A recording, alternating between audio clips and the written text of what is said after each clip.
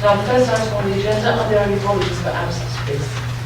Madam Mayor, I've received apologies from councillors Dudley, Mrs Hamilton, Suki Hayes and Councillor Thompson. Thank you. I have also reported Councillor Skinner, but he's here. Well done, thank you.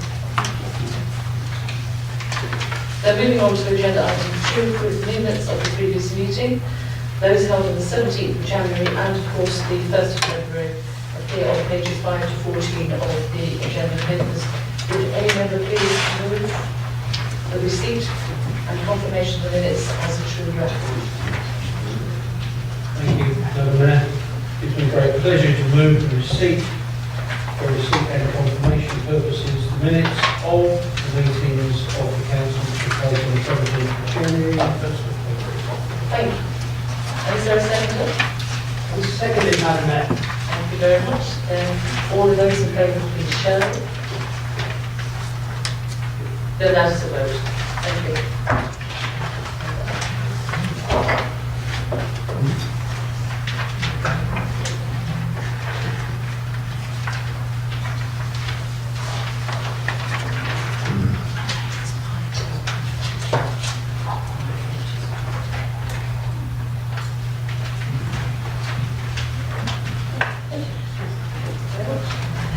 Moving on to item 3, declarations of the interest. The full text is set out on agenda papers at item 3.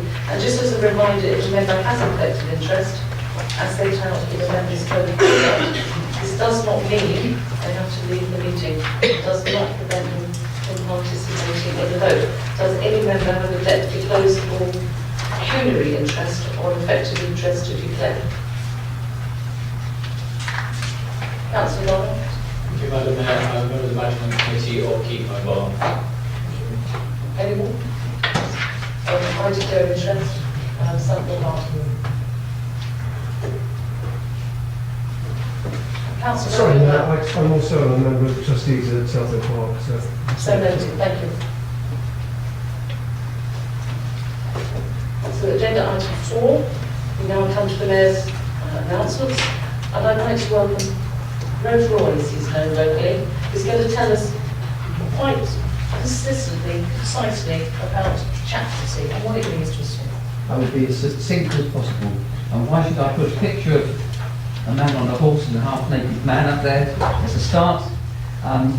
Basically, I'm going to tell you the story of a saint called Saint Martin. And what's that got to do with today and my short input tonight? Well, St. Martin was a Roman soldier in the year 316, and he cut his own military cloak in half and gave it to a beggar who was with him. He became a Christian and became very famous within the Christian church in the early years.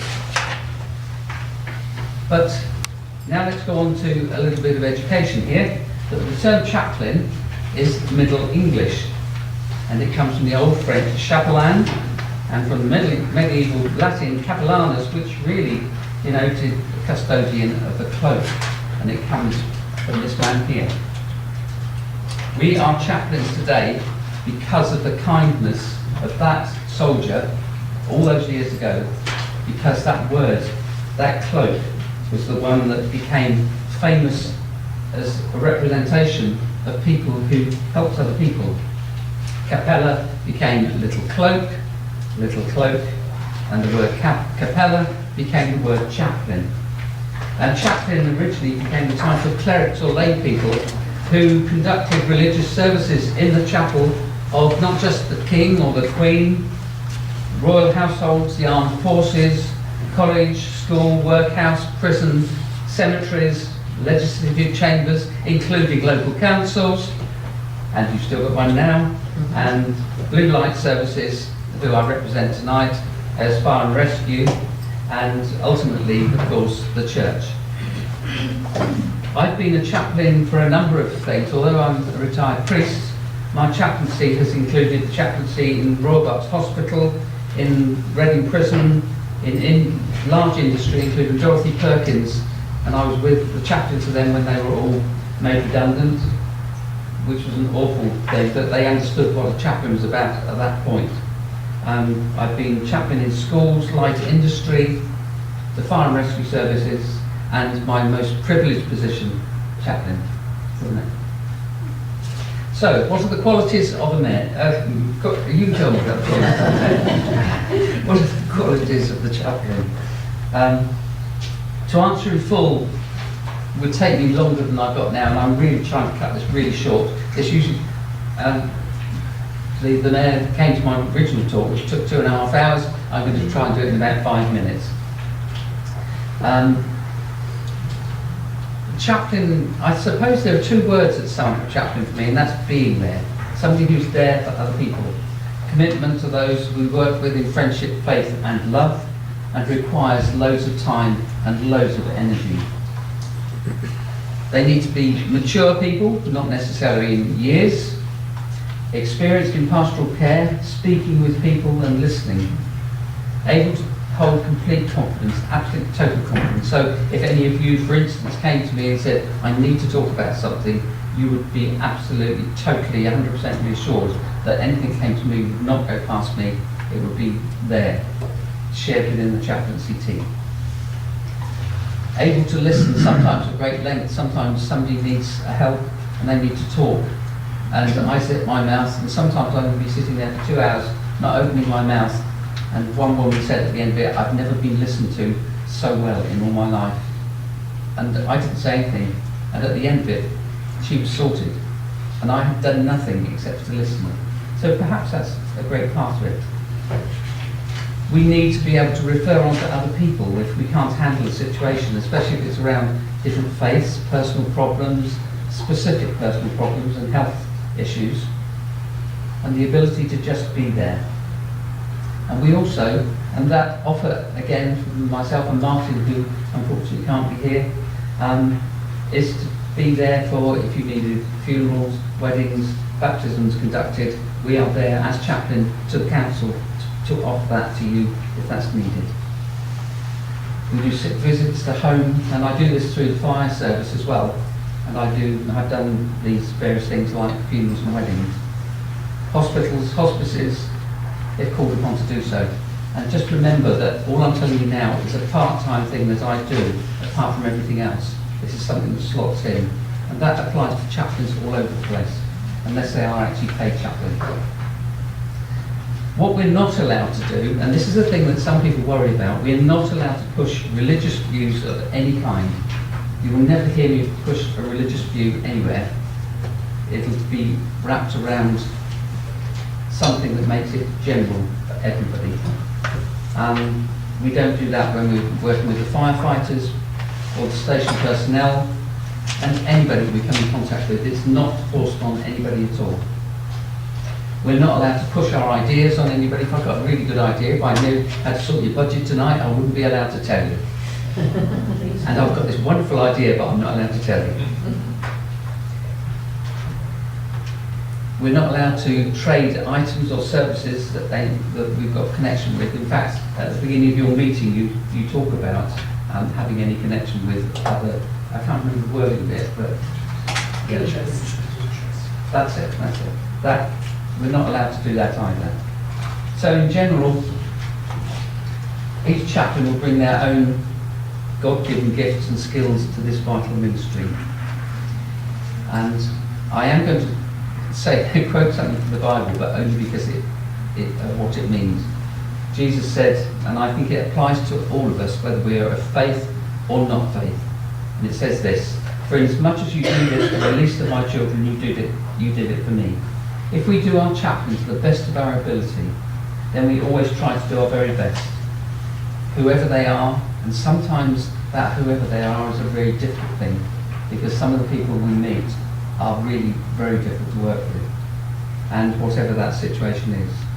So as I finish this very abbreviated version of a couple of an hour talk, I'd like you to keep in your thoughts, or your prayers, or whichever way you think about it, the ministry of all those who are called to be chaplains. Those who are called chaplains in any walk of life, and as you heard from earlier, there's a lot of areas of chaplaincy. Think about and pray for and their commitment, dedication, friendship, faith, and the love that they share with everybody they come alongside in their need. And as a chaplain and as elected, and as you as an elected council, may we all remember this man's selfless deed, because it's out of this man's deed that all of this has come. Let's find out ways to be chaplains, that we can reach out to all those in need in the borough of Bracknell Forest. Let's share our cloak with other people. Thank you. Thank you very much.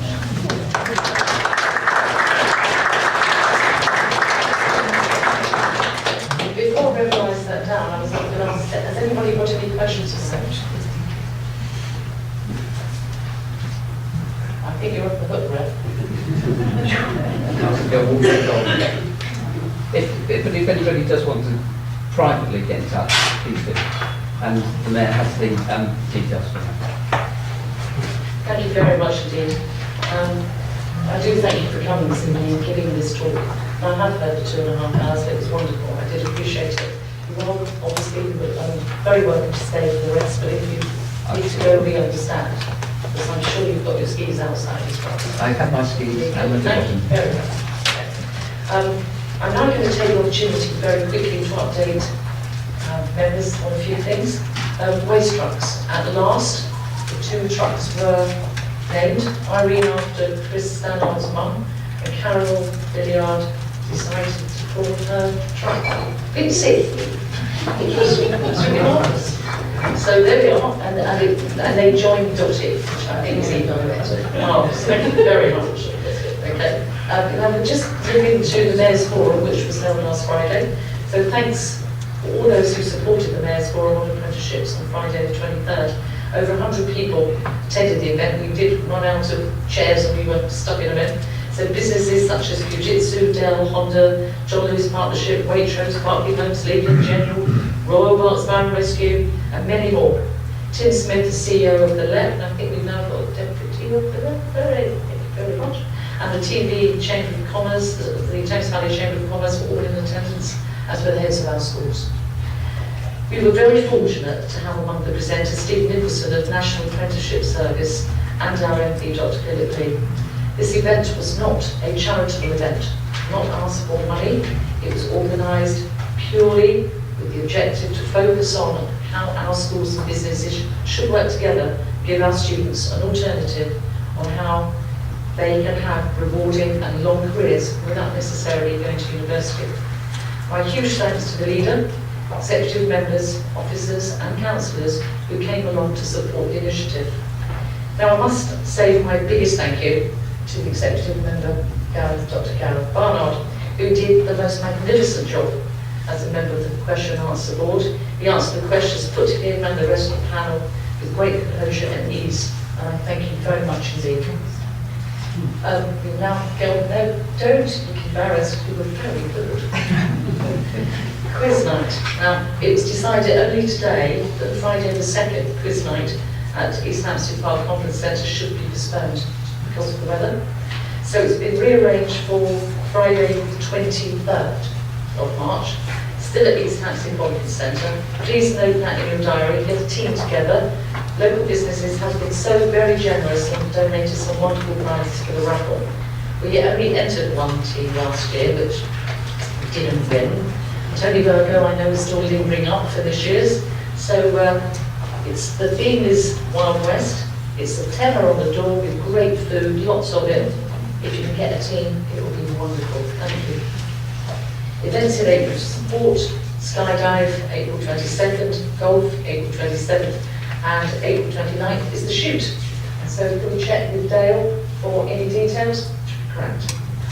Very important. 11th of May, Copley Beach is the end of year celebration for the Mayor. Fabulous dinner with wine, exciting entertainment, but not as you know, Jim. So I understand now there are some good news items. Councillor Barnard, would you like to kick off, please? Thank you. Madam Mayor, you said it all in relation to the apprenticeship forum. I just wanted to add really that the key thing there was that for a number of not just business leaders, but a number of our school leaders and from the college, we really made a very strong point that when youngsters are considering their future, they should be looking both in terms of apprenticeships as well as university and other destinations. And I think the collective view at the end was that the more that we could do to promote these alternative routes into employment, the better. Thank you. Councillor Barnard. A token of my appreciation. So would you like to accept that? Thank you very much indeed. You did a tremendous job. Thank you very much. So very, so pleased that you were there. Thank you. very much. Thank you.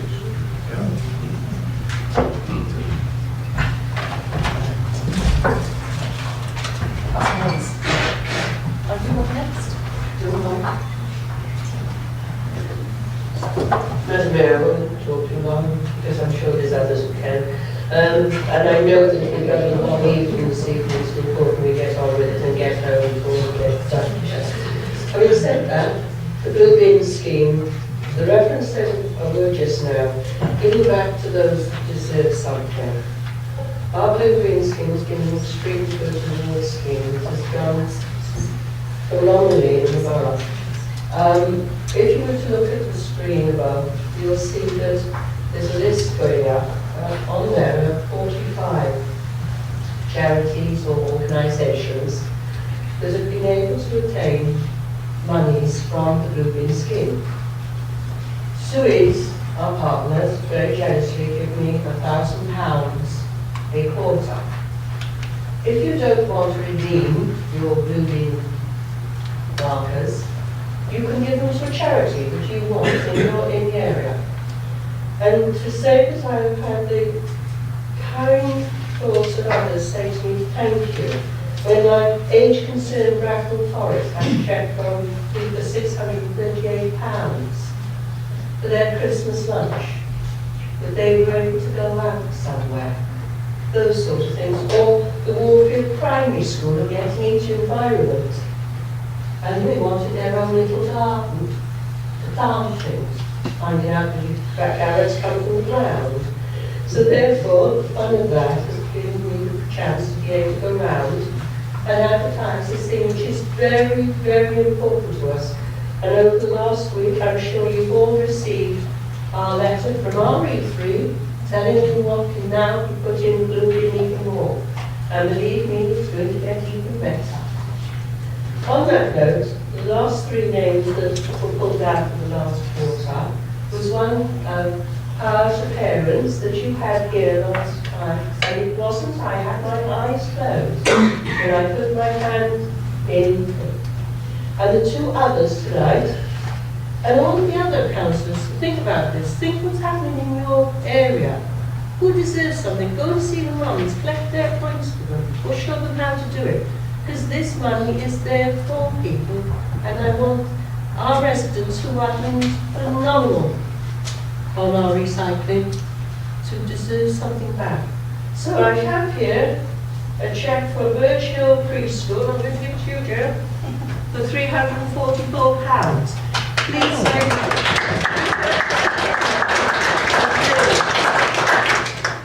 Sandra and Malcolm and I are going to go there next week and we'll take a picture next Please time. do, please do. And the other one, it is for the first Warfield, but it's with Bingfield. So Sarah, where are you sitting, Sarah? Ah, there you are, sweetheart. You have got £235 to take to those young ladies. Thank you very much. Pleasure, sweetheart. I will sit down and cry. Thank you very much, Councillor Hayes. But do get out there and start spreading the news. Councillor Birch. Thank you, Madam Mayor. Talking of spreading the news very quickly, start with the question, what is the connection to Bracknell Forest Council and Crufts? Which, as we all know, Crufts next week, 9th of March, don't mention dogs, but Dogs for Good is a charity that helps vulnerable people. And the first project of its kind was launched here in Bracknell Forest. And we, in adult services, have been working on a pilot to use dogs from the charity to assist vulnerable people, people with autism, into a more active life. And it has been very successful. and to the extent that it will be showcased at Crufts on the 9th of March, so now you've got your excuse.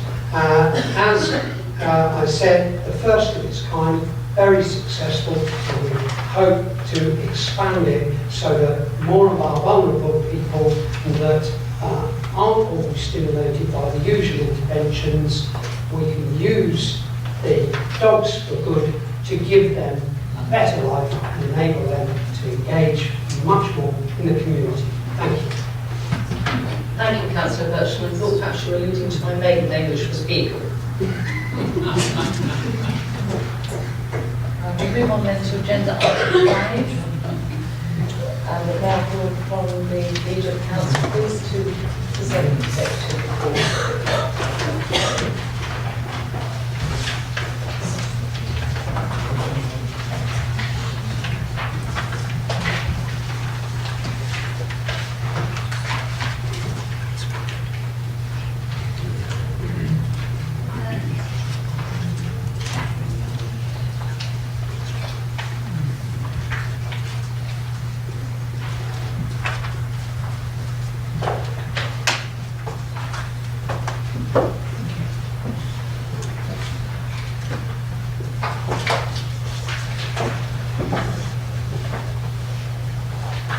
Thank you very much, Madam Mayor. It gives me great pleasure to present this executive report.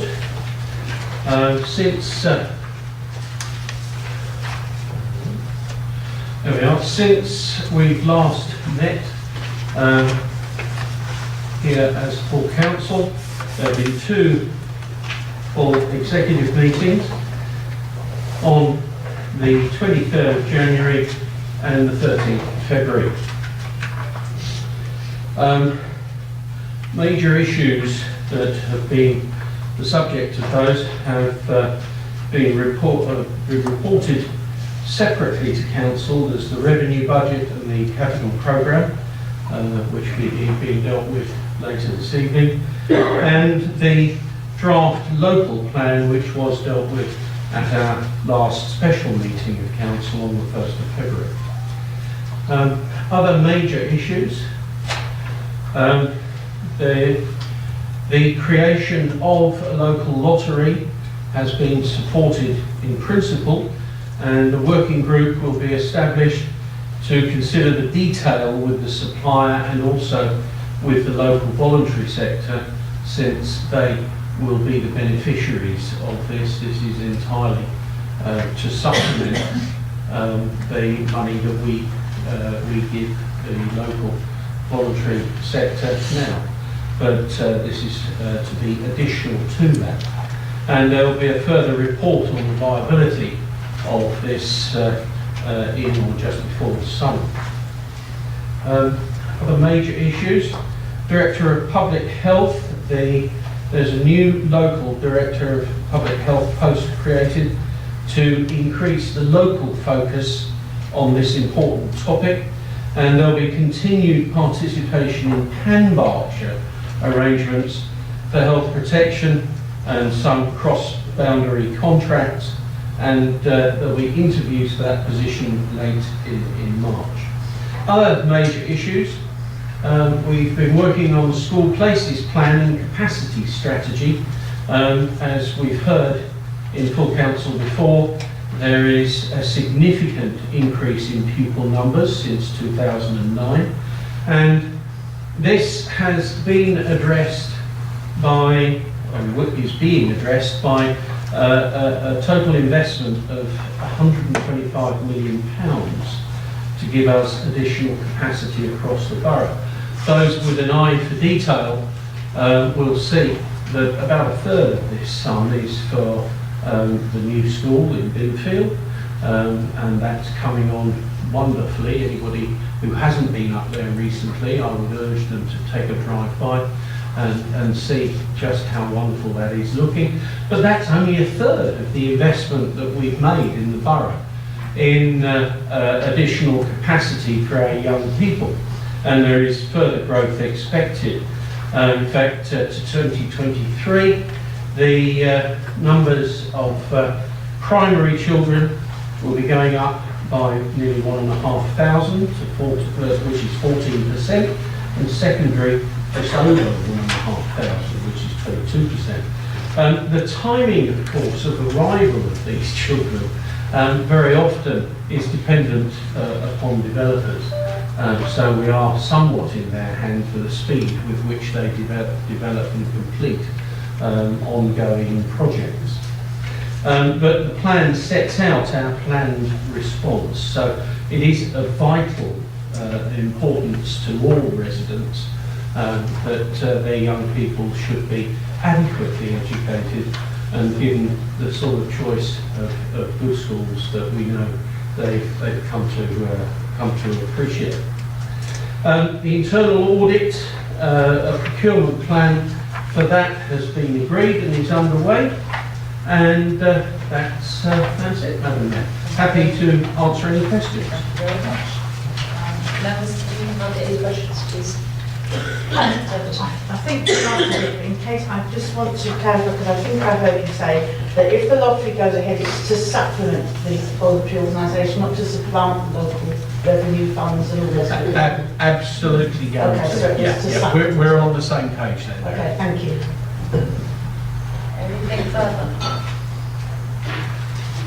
Thank you very much. Thank indeed. you That's very the much. best of your report.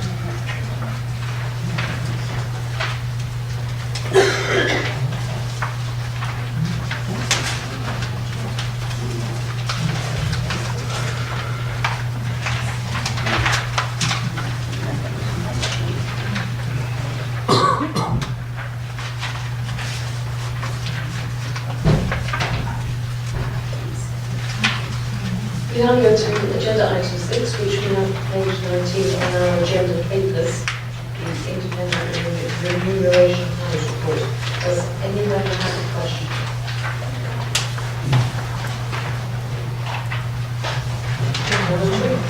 Then would any member like to move the recommendations set out on the screens?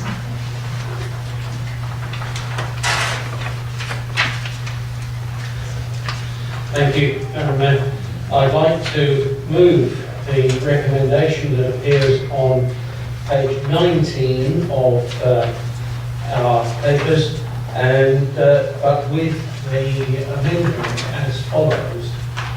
You'll see there, for the benefit of colleagues who are reading from their papers, if they turn to page 20, halfway down the page, little Roman 3, the indexation of allowances.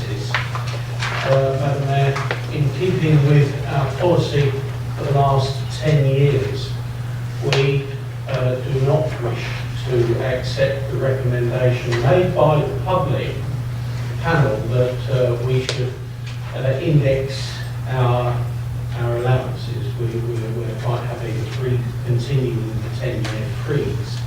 But please note that that's something that we're happy to do for ourselves, but we have released the co-optee, so when we co-opt members of the public there's no reason we believe why they should be enforced to adhere to our policy. So the amendments are there. Please, Madam Mayor, to anybody who loves paper, and there are a few of us, I'm very pleased to move the first electronic amendment of this council. Congratulations. Is that seconded? Second, Thank you very much, Councillor Birch. Councillor Benson, would you like to speak to the motion? Thank you. Yeah, very briefly, Madam Mayor. Just to remind colleagues, in case they're not aware, and any members of the public, in case they're unaware of how we deal with our allowances here, they are set, or recommendations on them, by a panel drawn from the public. And it is of great importance to us that they're set entirely by this panel, who make recommendations to us. Indeed, for the last 10 years, we've steadfastly refused one part of that recommendation, which is that we should increase them. But that said, There are some things like, for example, the dependent carers allowance. It's a very fine line that we tread. We must never make it that becoming a representative of the people is only for those who can afford the privilege of representation. And so, we are very proud of the fact that this council, and I'm sure in many ways it is the success of this council, is due to the fact that we draw our 42 members from a very wide social circle, that we are the butcher, the baker, the candlestick maker, or the modern day equivalent of those, and long may that remain the case. So I do urge colleagues to accept the recommendations herein. And at the same time, Madam Mayor, I should like to particularly mention Mr. Neil McGregor, who has tendered his resignation from the panel. He's been on the panel for 9 years, and given his time freely for that, and we are extremely grateful to him, and we look forward to his seat being taken by somebody new. On the subject of volunteers, I would just like to point out, just for the avoidance of doubt, that parish and town councillors in this borough receive not a penny, not even in form of expenditure reimbursed. They are total volunteers. I mention that, Madam Mayor, because there seems to be quite a bit of confusion in the media about that, and also many of us in this room are volunteer town and parish councillors as well. So if you don't mind me just including that for a point of relevance. Thank you. Does any member wish to speak? I did, but I've now been shut up.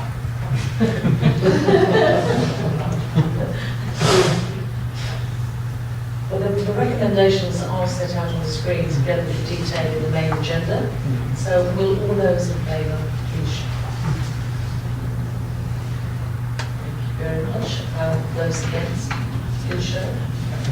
Then that is carried. That is enough. Thank you very much. We have now on page 45 of our agenda papers the Borough Treasurer's report regarding the Council's financial plans and revenue budgets for 2018-2019, together with the table of revised recommendations and the supplementary information which was circulated with the agendas to members. The Council procedure rules indicate a 5-minute time limit for each councillor's contribution, and we have traditionally relaxed this for both the proposer and the councillor for discussing the budget, and I intend to carry on with that tradition. Now, does any member have a question, please, to the Borough Treasurer? Councillor Batch, please, thank you. Thank you, Madam Mayor. As chairman of the Children, Young People and Learning Scrutiny Panel, I ask clarification of the 2018-2019 funding budget for schools. Now that the DfE has confirmed all the key data, could you please tell us what the funding outcome for our schools is? As it was suggested in the last year's by-election that our schools would have a massive reduction in funding. Could you please assure all parents that this is not so? I don't know whether it's for Gareth Barnard, Councillor Gareth Barnard. Sorry, Madam Mayor, can we pick this up in the debate and discussion later? I was just going to ask, I think it's unfair to have an officer with answering that question. Perhaps we could ask Councillor. Yes, I've made a note that Councillor Barnard will in fact respond. Yes. Councillor Barnard, would you like to respond? I think it would be appropriate to pick this up during discussion and debate. Very much indeed. If there are no further questions, therefore, can Councillor Haynes please would you like to come forward and present your address?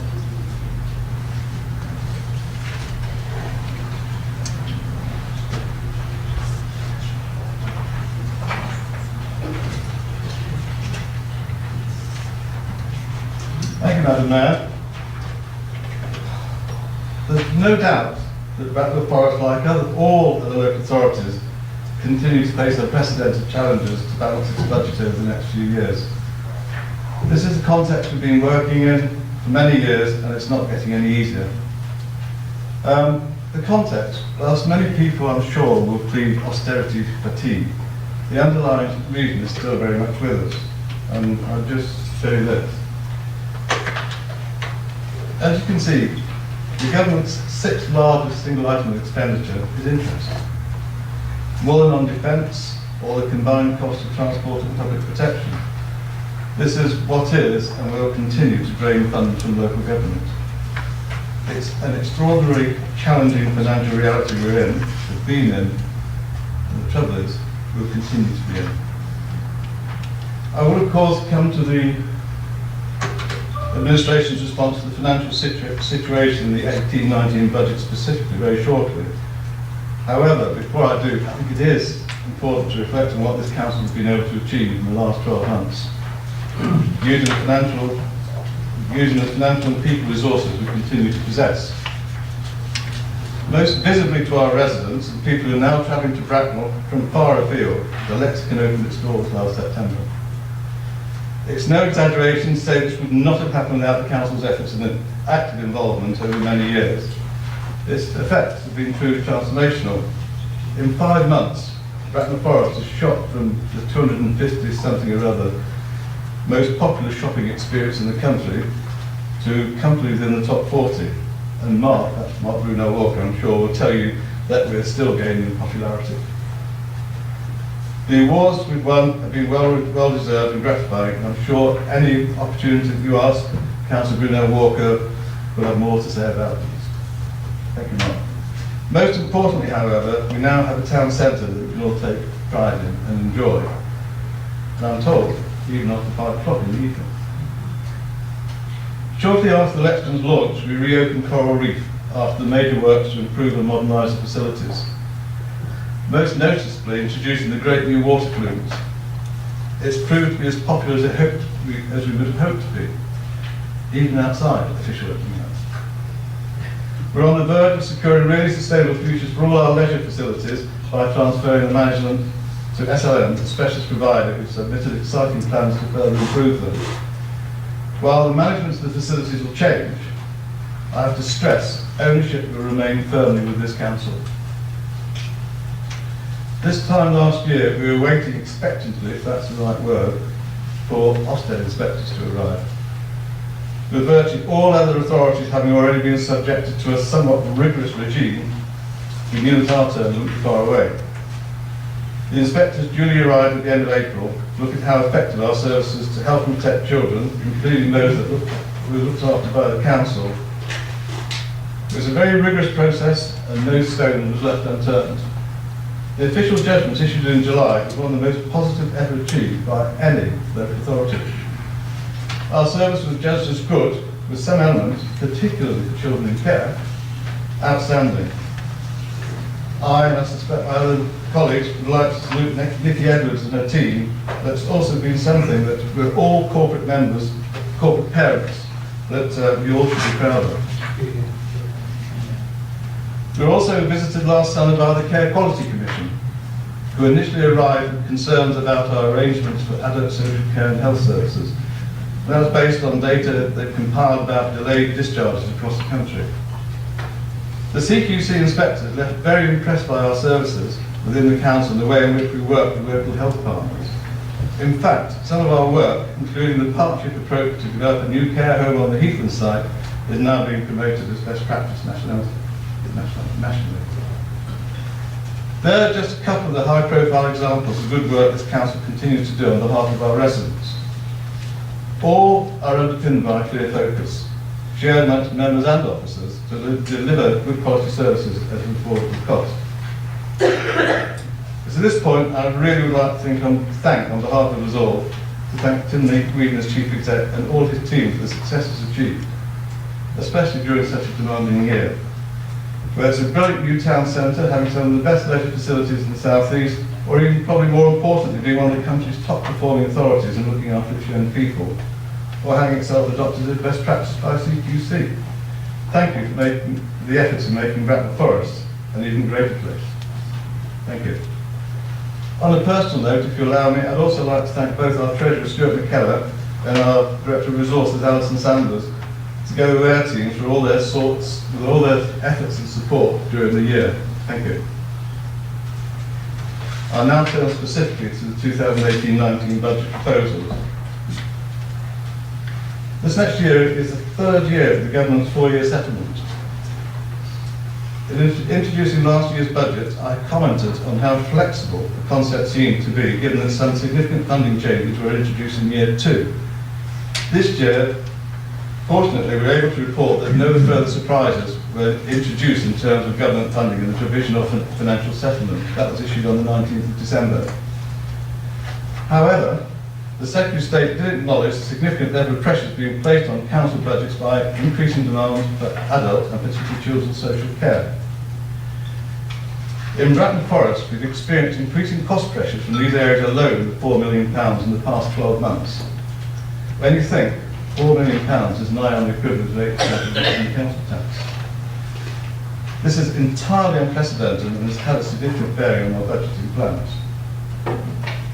In response, councils with social care responsibilities have been given additional flexibility to raise council tax by an additional 1% to help fund these costs. The administration has given careful consideration to this, and I'll explain our thinking in a few minutes. A significant development in the provisional settlement for both Bracknell Forest and Berkshire as a whole is around business rates funding. We received confirmation that our joint bid to form a business rates pool as a pilot area for future funding changes has been approved. I'd like to thank the leader for leading the Berkshire unitaries on this and ensuring that we actually achieved it in a very competitive situation against other councils. So thank you, leader. In fact, this is the second year you've done something like this.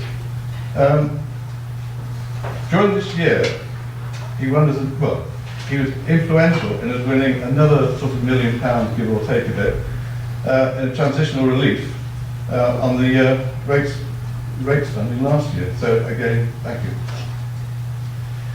The result is that we will see at least £35 million of additional funding coming into Berkshire next year, of which £25 million has been earmarked for major transport infrastructure investment, which will be managed for us by the local enterprise partnership. The remainder will be retained by the individual local authorities in proportion to the increases they've had in business rates since the current 50% rate retention system was introduced in 2013. Bracknell Forest will be the biggest beneficiary. It shows us a good place for us to do business. It's a one-off game, and we don't propose to use additional money to help balance this year's budget, this coming year's budget. It's not just because it's a one-off, but it's because our medium-term financial strategy already includes using a sizable amount of our one-off balances. It will, however, be very helpful in managing our budget position in future years when our general reserves will have reached the minimum level. We absolutely need to keep planning and providing for the future. Our initial budget plan for 2018-19 were approved by the Executive for consultation on the 19th of December. I regret that, again, we had very few responses to our budget consultation. I do thank those who did actually respond, in particular Mrs. Templeton, Councillor Mary Templeton, on behalf of Labour. Thank you.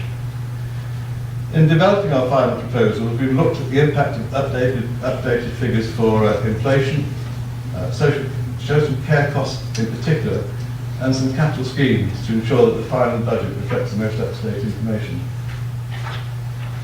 In this respect, there are increased cost pressures in children's social care, balanced by the reductions in the cost of adult social care.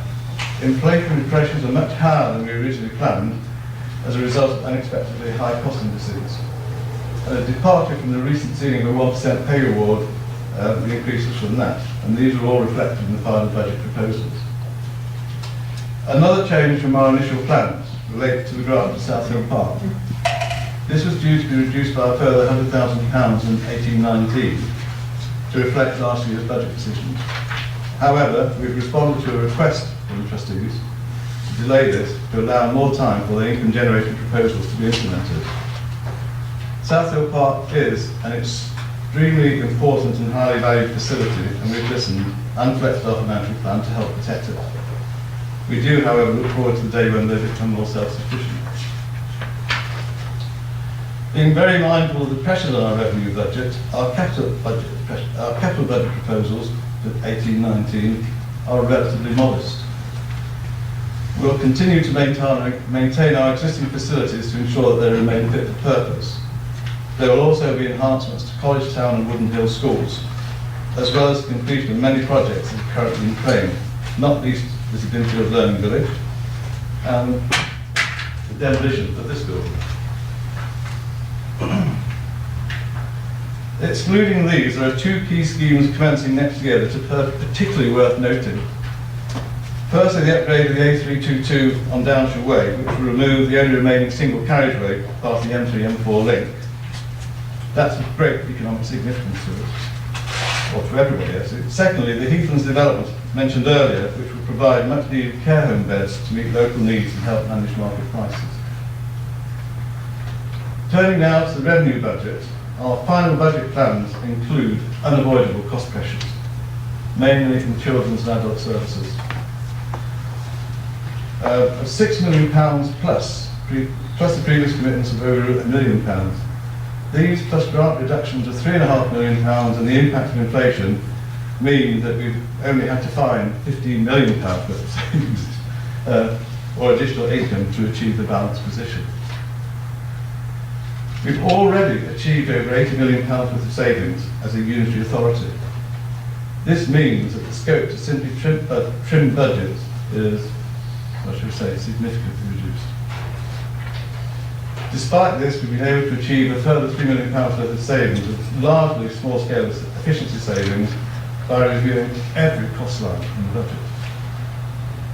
More significantly, we introduced a transformation programme 18 months ago, recognising that we need to fundamentally review all our services and that we need to find ways of doing things differently and maintain our high levels of service. This programme is delivering as we believed it would. It's contributing savings of £6.5 million next year. It's actually quite an incredible achievement for a relatively small authority. As a result of our prudent financial management, and I think that's something we've always had a reputation for, we're able to use £2.5 million of the balances to fund services and still maintain these slightly above the minimum prudent level. That's the balances, that is. However, even all these actions combined are not enough to deliver a balanced budget. We're therefore proposing to increase council tax by 3%, specifically to fund adult social care costs, and by a further 2.99% for rising costs in general and in support for vulnerable children in particular. Overall, the increase equates to £1.38 a week for a Band D council taxpayer, and will raise £3.2 million. Incidentally, over 40% of our households pay less than this. It's worth noting that this is not enough in itself to cover the increase being experienced in social care costs, which highlights the scale of the challenge we face and why the transformation programme is not important, it's vital. In many ways, it's just easier to cut services and facilities, which many councils are doing. In Bracknell Forest, we're determined to do things differently and reshape rather than stop what we deliver. None of our facilities will close, and no vulnerable person will be unsupported as a result of this budget. Of course, no increase in tax is going to be popular, but the absolute level of council tax in Bracknell Forest will continue to be amongst the lowest of any of the unitary areas in England. In fact, it will be the third lowest of all the unitaries. I believe that the level of quality services delivered in Bracknell Forest compared to the level of council tax in the borough is unparalleled, and that this Conservative administration continued to provide excellent value for money. On that note, I commend the budget to the council. I would therefore like to formally move all the recommendations shown in your budget papers. In doing so, I should highlight that the detailed papers show the individual council tax figures, including other prefectures, to be revised to include a minor amendment to roundings by a penny, or up to the vast majority of the council tax for some balance. Members have been provided with the updated papers for completeness, but I can confirm that these have no impact on the recommendation. Thank you, Madam Mayor.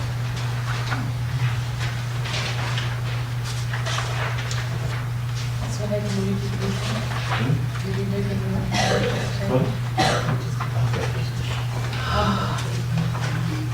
You have a report, is that seconded?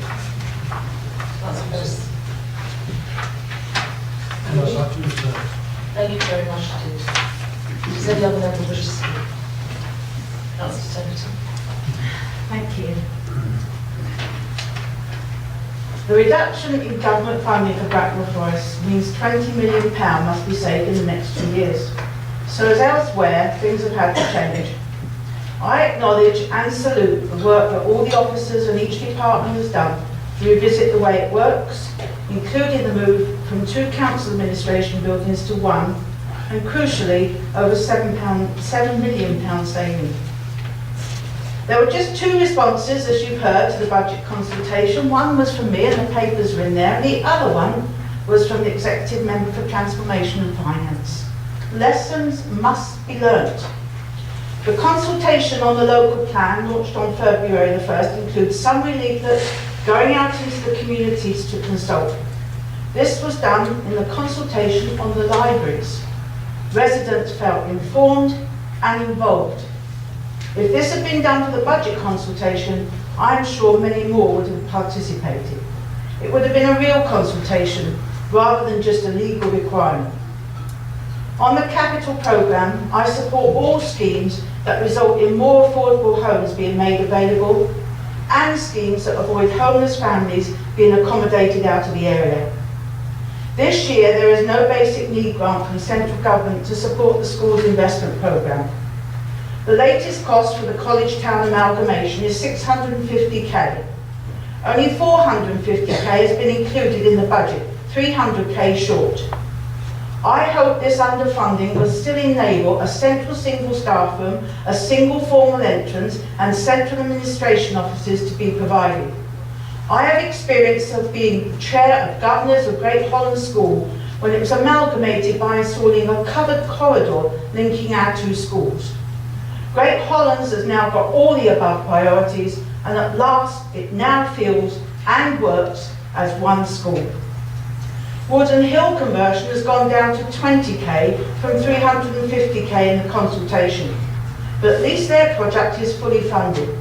Just over 2 years, instead of 1.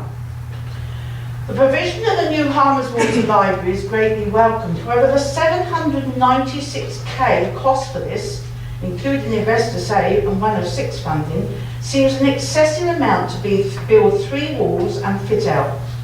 Surely the whole community centre should be refurbished for this, or at least a lift put in to enable access.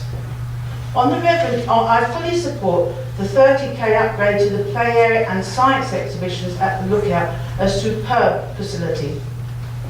On the revenue budget, I totally support the committee funding in response to the pressure on the adult services and children's services. Responding to the Local Government Association and many councils, the government did provide 150 million extra funding as part of the final settlement in February to support adult social care. Bracknell Forest will get an extra 226k. However, children's social services are also experiencing increasing pressures.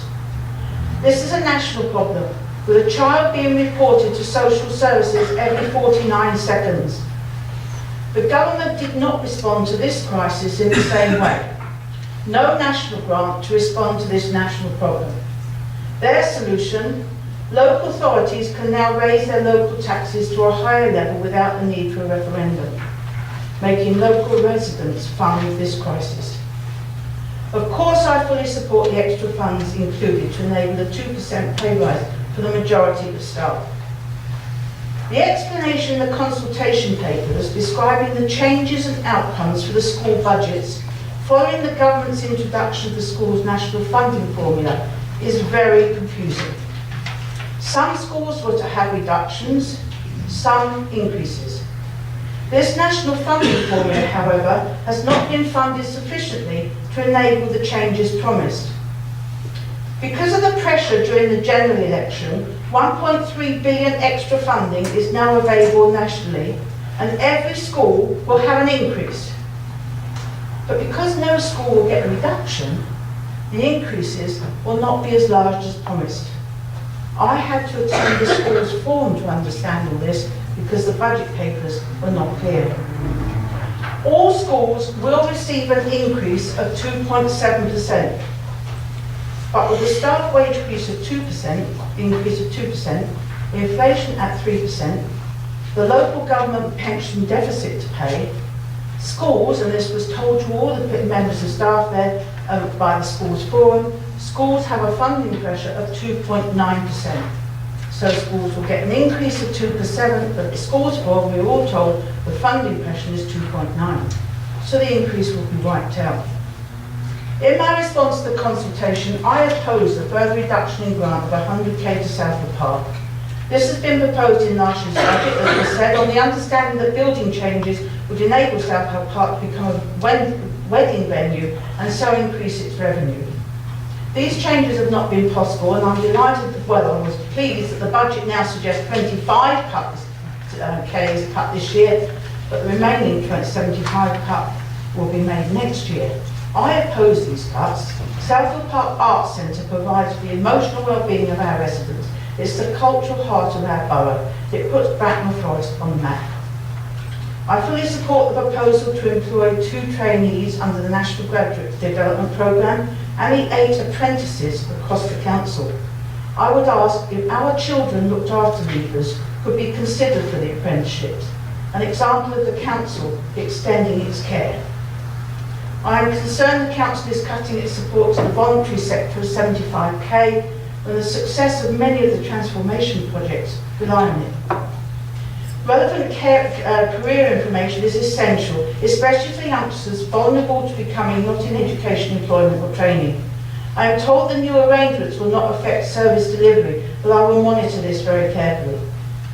In the local Children's Safeguarding Report, much was made of the success and importance of advocacy and independent representation, enabling young people to have a voice, especially important for children looked after. I oppose the cut of 19k from this service, and it has proven to be so successful with such positive outcomes. The educational psychology service to schools is greatly valued. Their expertise helps teachers provide strategies and support for their students experiencing problems, preventing the need for further testing and further assessments. Schools have very tight budgets, and if they have to pay for this service, advice may not be sought and preventative measures not introduced, a very short-term saving leading to increased costs. I am concerned that the proposal to reduce the face-to-face contact in the Welfare and Housing Department, the preventative advice and support given by this workforce saves the council money. People in crisis need to talk to someone, not send messages. I question the 66.67% increase in course fees in adult and community learning. The income generated in 2018-19 is predicted to be 10k, the same as for this present year. Are fewer people expected to take up the courses because of the increased cost? I was delighted to see the extra allocation of the LED street lighting. In Great Hollands, after parking, this is the major concern. On a dark November evening, I walked the estate for 2.5 hours with the engineer responsible, and he saw the problems for himself. He proposed solutions, and these funds may enable them to be put in place. I fully support the move to a paperless council, and have advocated this in my last 2 budgets, although I'm waving paper around. Securing the Berkshire Unitary's bid to pay 100% business rate retention in 2018 that is said to bring 35 million to the area, 70% for infrastructure projects and 30% allocated to each council, depending on its growth in business rate income. This must be very good news, and I congratulate everybody because Bracknell Forest, with the development of the new town centre, it must be a bonanza. The additional benefit is estimated to be 6.9 million. There is predicted to be a funding gap of 7 million in 2020-21. So an increase would in council tax would improve the base revenue to help safeguard services for the future. But by then, the council will have received money from East Hampton Park. And also, this very large site will be demolished and ready to go. The budget papers tell us that Bracknell Forest is in a virtually unique position. A large multinational company transferred to the council's valuation list in 2014, and this significant business rate windfall has helped balance the budgets ever since. Any change in this arrangement is said to be unlikely until at least 2020-21. I do support raising the rate and using balances to close the funding gap of 5.725 million. The government agreed last year that the adult social care precept could be raised by a total of 6% before 2020. A 3% increase was used last year. A 3% is to be included this year. So there'll be no such increase available for next year, which just so happens to be the year of local elections. The papers recommended a 5.99% increase, as high as it can possibly be without a referendum. But on top of that will be the 7% increase for the Thames Valley Police Services, the Fire Authority tax, plus any parish or town precepts. The balances at the start of 18-19 are 8.5 million, but it's predicted to be 17 million at the end of the year because of the change in business rate collection. Surely more than 2.515 million can be taken from here. Bracknell Forest might have third, I thought it was second, but the third lowest council tax of all unitaries in England. It is one of the most expensive places to live for rent and mortgages. How can the highest possible rise be recommended when there is almost certainly another windfall from business rates coming next year, both from the multinational company and from the anticipated extension of the 100% collection pilot? Plus all the rates of the new flats and houses and new shops. In my consultation response, I supported an increase of 4.99%. Having seen the balances of 17 million, I would now suggest this should be 3.99, requiring the use of 3.6 million from the balances. The balances at the start of 18-19 are 8.5. This still leaves well over the suggested prudential balance of 4.5 million. I could support a higher rate if the cuts I proposed were restored. Even a rise of 3.99% is far more than most residents' pay increases in the last year, and many are struggling. I cannot support the huge increase proposed, but I do urge the council tax discount package will be better publicised to help those all eligible. Thank you. Thank you very much, Councillor. Does any other member wish to speak? Councillor Tower. Thanks, Madam Mayor. One thing that I would like to say about the budget is how much I welcome the inclusion in it in proposals for the Harvest Library. This has been a project which has been underway for considerable time in terms of getting funds together, and it will give Harvest Water what it needs, something at the heart, and something that not many councils have actually been able to do, and that is to put in a new library. Harvest Water Library has been a very flourishing library. Many things go on there, and I look forward to those activities continuing even greater, to an even greater extent. It's used by all sections of the community, and it is truly a heart for Harvest Water and for community groups. It will also, these proposals will also bring into use a council building which has been unused, or too lightly used for too long, and so it would be welcome to have that back. The library, the current library will become a shop unit, and that's a welcome addition to one of the most successful shopping grades in the borough in terms of occupancy and activity there. So I'm very supportive of those proposals and very pleased to see them in the budget. a great deal more will go on Harvest Water Library than the building of 3 walls. So I think it's rather sad to see that the project's been looking in that way. Thank you. Councillor Barnett. Thank you, Madam Mayor.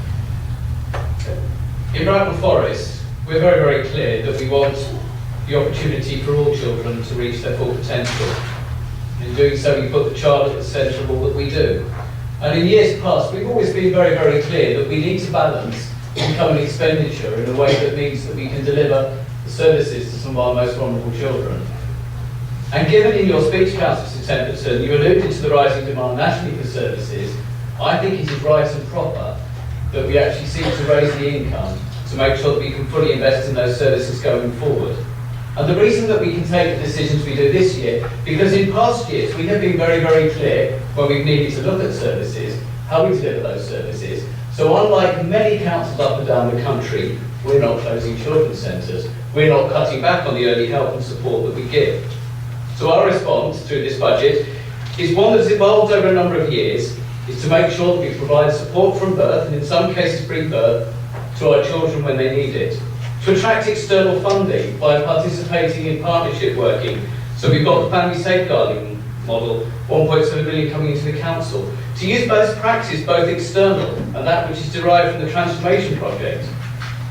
This budget supports comprehensive early help, including our children's centres. It supports raising standards in our school by our school improvement team to work with, to support, but to challenge in schools on teaching, learning achievements, behaviour, but also, Councillor Templeton, the use of resources. It's there to support children with additional support needs.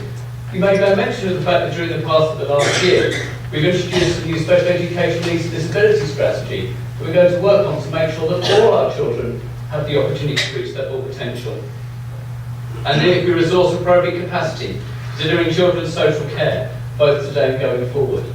Now in all that there is an element of risk. In Bracknell Forest, more children need our support, more children and families need greater support than they've had before, and we need to make sure the resources are in place. And one of the things that I think is really, really important, that we maintain adequate and sufficient reserves to meet those challenges when they come up. And of course we still support targeted youth services, and yes, we are working on delivering a youth facility in the town centre. And during your speech, Councillor Templeton, you raised a number of points. First of all, the school's capital programme. Well, we've got Chris Taylor sitting here, who masterminds the school capital investment strategy, and although we only get money for basic needs, we manage to make the money that we get go as far as we can to deliver those additional projects. Take Wooden Hill School for an example. We got no additional money for them because there was no additional need. But what we were able to do by just moving things around a little bit, as we will do in the year ahead, to make sure that we can meet the needs of bringing schools together, getting rid of open plan classrooms and doing the work we can. And in terms of advocacy and independence, I'm absolutely satisfied that the arrangements in place will make sure that our looked after young people and care leavers have a voice. We were committed for that, having a child-centred service and one that had strong advocacy last year. We are not going to compromise that. But I want to leave to last the issue that I think both Councillor Mrs Birch and yourself raised, which was around funding for schools. Look, the funding formula that was in place up to last year was actually introduced by the Labour government. And I've wanted for many, many years to see that funding formula change. Now the government came out last year with a fairer funding formula that for once actually gives Bracknell Forest more money. It means we're going to move up that league table in terms of funding, and actually means our schools will be funded. Now when you calculate the numbers out, you're right, Councillor Templeton, that some schools are going to get considerably more money over the years. But as has been said through the national resources, you can't do this in one go. So let's be clear about the actual numbers. So, and apologies because it wasn't that clear in the budget documentation. We've accepted that, and next year make sure that looks better. So in total, for existing pupils in Bracknell Forest, next year we will receive 1.728 million. That's 1.728 million for existing pupils, plus 264,000 for the increased pupil numbers to go into our existing schools. So this gives 1.992 million going into our schools. Some will receive rises capped at 3% this year, but with a promise of significant rises in future years to get them to the level. But I hear you ask and say that, and we've got pupil place planning, so we know we've got new places coming aboard. Now in a number of authorities, they've had to take from that money to actually support existing pupils.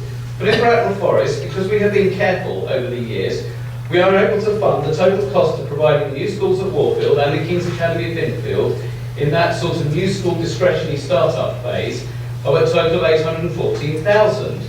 We get 318,000 from that from the Department for Education, lobbying in place to get more, 396,000 from a reserve we put in place over the years to do that, and 101,000 from changes in the business rates as a result of economisation. Not taking a single penny of new government money away from our existing pupils. So in conclusion, this budget I feel is one that really puts children at the heart of what we do to children, young people and learning.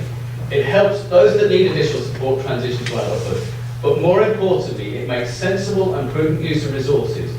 In the past, we made key decisions around changing services. If we had not done that, we would not be in the almost unique position of being able to present a budget to this council tonight that fully invests in our children, both today and for their future. Thank you. Thank you very much, Councillor Barham. Does any other member wish to speak, Councillor Birch? Thank you, Madam Mayor. Can I start off with a small correction? Heathlands isn't going to be a care home. It's going to be a new integrated health and care facility. Totally innovative way of combining joint funding between this authority and our health partners in order to develop care home type facilities, but health facilities for elderly mentally infirm, and being able to provide what's called assessment beds, discharge to assessment beds, to ease bed blocking. Now I've used that term, it's actually called detox, delayed transfers of care. And last year, I remind members that this council was at first thought to not be doing too well in that area, but after a very rigorous inspection, were actually found to be amongst one of the best providers of out-of-hospital care in the country. And one of the things, and I know I've answered many questions to the member opposite, but one of the things that we have constantly advised both residents and interested parties is of the support that we do offer to people in need. I've spoken just earlier in that good news item. But here's a myth that I want to bust. The money for adult social care doesn't come from national insurance. It doesn't come from general taxation. It comes from council tax. So, it was really welcome when the government recognised that there was a need for some more money, and we got more money. The previous speaker talking about more money coming from government for education. Right? So it's important that we understand that. The other element is the demands from older people is that we're all, the population is getting older, we're living longer. But one of the facts that is often missed out when people are trying to make demands is that we're actually living longer with ailments.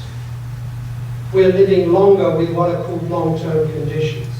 And here's one of the things about this council and our commitment to older people, to vulnerable people, and that is that we have absorbed all that additional pressure. We've absorbed it within the budget that we have proposed at the same time as improving the services and being transformational in what we're doing. So nobody in this authority is receiving anything less than they are absolutely entitled to, and that is something this administration has always been proud of, will always be proud of, and will continue to deliver. And we do it because we've got some pretty exceptional officers that understand what's needed out there, and they understand, and together we deliver some of the strongest, most highly rated social services for all our residents, and we do that in these difficult times, and we've always done it. So I am not accepting any criticism from the lady opposite in terms of what we could or could not be doing. It's what we are doing, and what we are doing is delivering for the people of Bracknell Forest, which is the way we promised. Councillor Birch, thank you very much. Councillor Burgess, would you have these notes? Thank you, Madam Mayor. Madam Mayor, I'm happy to second this motion because I'm extremely proud of the work that has gone on in this council over the last 20 years now that this administration has been in power. And that I'm proud, but I'm not complacent. And that is the hallmark of this council. The hallmark also includes being prudent. We are known for being prudent. Had we have listened to those in opposition who over the years have told us to spend more, don't worry, don't put up the council tax, don't make savings, don't be prudent, but just use reserves, we would by now have hit rock bottom on a number of occasions. We don't have to look very far to find a council that got to rock bottom. It's on 8 miles away. And they have not done many of the things that we have done. I had one of their officers come to see me yesterday to learn about the transformation project. I referred her to my colleague, Councillor Peter Hayden, and also to our officers who have lived with that project now for the best part of 2 years, and there's still another 3 years to come. So we are working hard to ensure that this council does not become a victim of Section 114. And we are working hard with our people, with our residents, for our residents. I was very pleased that Councillor Mrs Templeton mentioned the voluntary sector. Of course, we're working hard with the voluntary sector. We know that they're being pressed and pushed too. We're helping them wherever we can.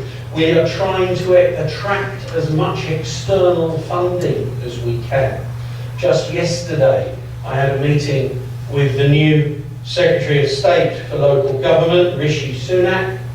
It's my second time that I've met him in the 6 weeks or so that he's been in office, and my office was on the phone to his today to fix up another meeting. We are, of course, as has been referred, fortunate enough to be a pilot for the return of the business rate 100%, if they ever get to 100%. But that is another thing. Yes, well, I think everybody in this room knows that that is not a universal sinecure. We're not going to suddenly be swimming in cash, because it wouldn't work that way. If we and Westminster City, the two of the councils that significantly collect more business rates than we get to keep in the past, and will still collect significantly more than we will get to keep under the new system. And if that didn't work, Cornwall, to name but one, would disappear. Because Cornwall doesn't have much business rates, so it needs business rates from those areas, those more urban areas such as us, who have a surplus of them. So, but the other thing is, when we go, and this does seem rather to me to be a way of simplifying the money, we'll collect it, and instead of it all going to Westminster and then to Whitehall and then we get some back, we'll actually save an agreed amount, take it out and send the rest. That does seem somewhat more simplified and probably saves us some money. But I, for one, believe that there is a bit of a risk here, because when we lived on government grant, once we had been told what that grant would be, all we had to do was wait for the money to be transferred. And it would be transferred into our account on the day it's due, 100% payment. Now, we have to go and collect it. And furthermore, if, God forbid, any one of our large non-domestic ratepayers goes bust, we lose the income. And in the past, or right now, we lose half the income because of the fact that 50% of the rates come back. But when we get up close to 100%, we'll lose close to 100%. So that's why I believe, in terms of prudence, and forgive me for going back to prudence, but we need to be sure that should a large company be unable to pay us, and please, I don't know of one that is in that position, but it's by their very nature, from time to time, you could be worried about one. We would have to face that, and believe me, £4 million, which is the prudent level of reserves, would not be that much, it wouldn't cover that much if a large company disappeared overnight. So, we're working hard with everyone, but please pay attention to the fact that, as Councillor Hayden pointed out, nothing's gone, nothing's closed. We're actually still providing some of the best services in the country. We're doing it with the help of volunteers. In the past, I've seen estimates for videoing council meetings, substantial sums of money. We don't need to do that anymore because a volunteer is doing it for us. And we should be grateful to them because that's saving the taxpayer a lot of money. So, Madam Mayor, I really do believe that the £1.38 on a band D is very reasonable. I know any rise is a rise we'd rather not have, but and 4.99, and I noticed that Councillor Mrs Templeton has now reduced it to 3.99 that she'd really rather see. Well, actually, if we're having rathers, probably most of us would rather see nothing by way of an increase. But we're realists, and I'm afraid her friends up the road are not terribly, or haven't been terribly realist, but they are now, because their increase is 5.99995, because it's an extra few quid. And when you're as short of money as they are, an extra few quid matters. So I have no intention of ever being on a council, much less leading one, that is in the position that our near neighbours are in. And so I do believe that we are an extremely well-run council, not only from members, but also from officers. Much has been said about the skills of our officers. I believe we have some of the best officers in the country, not just in the county. But we cannot, for 1 minute, just run away with the idea that because we're good, we don't need to charge for it. We need money in order to make it all work. You can't cherry pick the nice things and not do the things that are somewhat less nice. So that's why, Madam Mayor, 5.99 is the right amount. Councillor Hayden has done an awful lot of work. Without his work, we'd be 5.99, which is, as has been pointed out, the maximum that we could charge, but we'd be cutting, slashing and burning as many other councils are doing already. And I'm very, very grateful to Councillor Hayden for his sterling work, and long may he remain doing that job, because there's another 3 years to come. Thank you very much, Madam Mayor. Thank you indeed, Councillor Wilson. Councillor, would you like to reply? Yes. I'd like to actually summarise. Two things stuck out from all the responses. One is prudence, and one is our priority to support vulnerable people. They're the two things that matter most. It was quite nice in Councillor Turrell comment about libraries. Again, that's one of the successes of transformation, where we're keeping all the libraries open for longer. We're managing to do it for less. And that really is, and it's a, it's a great transformation. But the focus, understandably, is on children and adult care. It was said in the budget, and Councillor Barnard echoed it, that our motive, our priority is to make the maximum opportunities for children, and especially vulnerable children. We acknowledge the rising demand, and we do focus on achievement, learning and behaviour. We recognise the pressures, but the funding for school is solid, and children are at the heart of everything we do, which is why they've got so much importance in the budget. Councillor Birch mentioned that, I don't know whether we're pioneers, but we actually have one of the realistic examples of proper integrated work between the local authority and the health service. Heathlands is going to be the example of that. And I would like to stress Councillor Birch's comment is that Westminster doesn't fund social care, we do. And that's why we actually need to raise our funds. As people are getting older, they seem to be having more illnesses, so we can only improve the services. And the leader commented, we're not complacent, that our hallmark is prudence.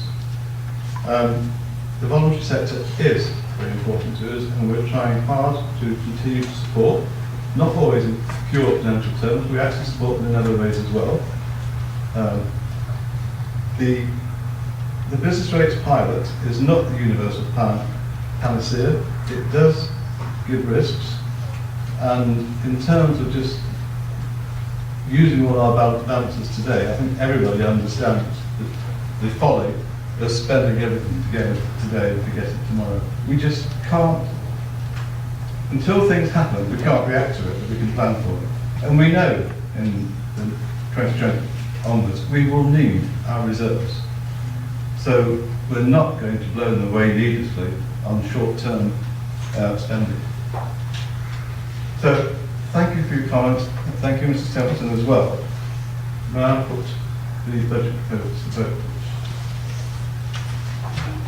As a recorded vote is now required by our constitution, I would now ask the Chief Executive please to manage this. Thank you, Madam Mayor. So I'll call out each member's name alphabetically. If you could just signify for, against, or abstain from the proposals in the table of payments. So, Councillor for. Councillor Mrs. Ancient. For. Councillor Ancient. For. Councillor Dr. Barnard. For. Councillor Besson. For. Councillor Dale Birch. For. Councillor Mrs. Birch. For. Councillor Graham Birch. For. Councillor Brossard. For. Councillor Green Walker. For. Councillor Finch. For. Councillor Mrs. Gore. For. Councillor Harrison. For. Councillor Mrs. Hayes. For. Councillor Hayden. For. Councillor Dr. Hill. For. Councillor Mrs. England. For. Councillor Kennedy. For. Councillor Leith. For. Councillor Mrs. Matty. For. Councillor McCracken. For. Councillor Mrs. McCracken. Councillor Mrs. Mackenzie. For. Councillor Mrs. Mackenzie Wood. For. Councillor McLean. For. Councillor Rosemary. For. Councillor Rosemary. For. Councillor Paisley. For. Councillor Phillips. Councillor Porter. For. Councillor Skinner. For. Councillor Steps. Against. Councillor Tulloch. For. Councillor Torrey. For. Councillor Berger.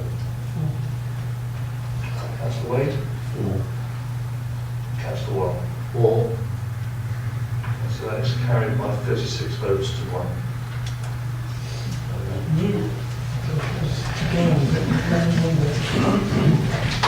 Thank you, Councillor Hayden. We will now go to agenda item 8, which we have on page 19 of our agenda papers. It's the Director of Resources report regarding changes to contract standing orders. Now, does anyone have a question? There are no questions. Would any member like to remove the recommendations? Madam Mayor, I'd like to move the recommendation as at 2.1 on page 55 of the agenda papers. Thank you. Secretary, please. Madam Mayor, I'd like to take that. Thank you, Councillor Hayden. Councillor, would you like to speak to the motion? No, I think I'll take the time being, thank you. Does any member wish to speak?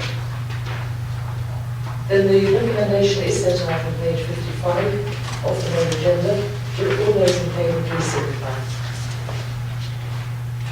And we'll vote down. All those against please signify? Then that is a vote and it's carried. Thank you.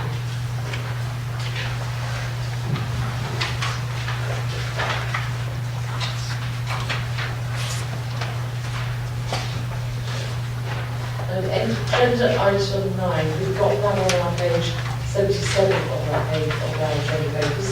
The Chief Executive's report regarding the establishment of an appointment committee, the role of Director of Public Health. Does any member have a question? There are no questions. Would any member like to move, please, the revised recommendation as set out as on the screen so we can see? Madam Mayor, I'd like to move the recommendations on page 77 at 2.1, Thank you. 2.2, 2.3. And is that seconded? Madam Mayor, I'd like to second it. Thank you, Councillor Hayes. Councillor Kane, would you like to speak to the motion? No, thank you, Madam Mayor. Does any member wish to speak? No? Then the recommendations are set out on our screens, and will all those in favour please show? Thank you. Down, and those against? None? Then that is that. Thank you very much. Agenda item 10. We've received notice of one question, which is set out on the agenda item 10 in your agenda papers. I think it also has come up on our screens, which is innovative. Thank you very much. The question is for Councillor Tower, Executive Member for Planning and Transport. Councillor Harrison, are you content for us to take that question as read? Madam Mayor, please me if you could slightly update the wording. Would you then? Yes. Thank you. This council is now consulting on the local plan draft, which contains significant housing allocation in the parish of Wingfield, whose nearest railway station is Martin's Heron. In light of this, will the executive member ensure that South Western Rail is fully engaged in the local plan consultation process to ensure that their passenger number projections and service plans for Martin's Heron and Bracknell Station take full account of the new evidence in the field of the mentioned local plan? And I'll take the second part as well. Thank you. Councillor Tower, will you respond, please? Thank you, Madam Mayor. Yes, and thank you, Councillor Harrison, for the question. The whole issue around transport and housing, well, they're actually proposals at the moment, which we can get to a further stage to the local plan process. But the important point here is that Bracknell Forest does not exist in isolation. People need to be able to get to and from this borough for a variety of reasons by various modes of transport. For some years, the council has had regular communication with the transport providers. We will continue continue to engage with current train operating companies on both the Windsor lines, that is including the London Waterloo to Reading line, and the North Downs lines, that is including to Reading line, which runs through Sandhurst and Crowthorne stations. It's important that the borough's local transport plan objectives for rail are progressed. These include that further improvements in rail service delivery, capacity and patronage are covered and being managed. The current operators on both lines have consulted on plans for creating greater capacity and improved frequency. And as a result, we have highlighted the need for a high level of service across all Bracknell stations, including the importance of Martin's area, which has seen a 15% increase in patronage in the last 5 years. As Network Rail formed an alliance with South Western Rail, this will also improve any rail infrastructure issues we have on the Windsor lines. We also meet with bus operators and have developed positive and productive relations with them. New and augmented commercial services started immediately prior to the opening of the Lexicon in September 2017. They have been part of a very successful management with a hugely increased number of visits to Bracknell since then. These engagements allow us to update operators on the transit plans and achievements. In addition to the town centre, we have the local plan, as indicated in the question. And I agree with you, it is very important to give out timely information to these bodies. It's also important to continue communication on likely future movements as the plan progresses towards submission, examination and adoption. In addition to this, we continue to push for Southern Rail access to Heathrow, which is likely to be delivered as part of any expansion plans at Heathrow. We are also keeping a close eye on the remaining stages of the Elizabeth Line project, which was initially known as Crossrail, due to reach Maidenhead in the next year and Reading in 2020. We're also watching announcements on Crossrail 2, which could benefit users of the Windsor lines. With regard to air quality, this is monitored regularly, especially in our two air quality management areas. The situation there has remained stable at least since 2012, despite increases in traffic on roads. So I hope that what I've outlined there is a comprehensive picture of different modes of transport, different places within the borough, and how we consider that this very important connectivity is extremely important. Thank you. Thank you, Councillor Torrell. Councillor Harrison, do you have a supplement? Thank you very much.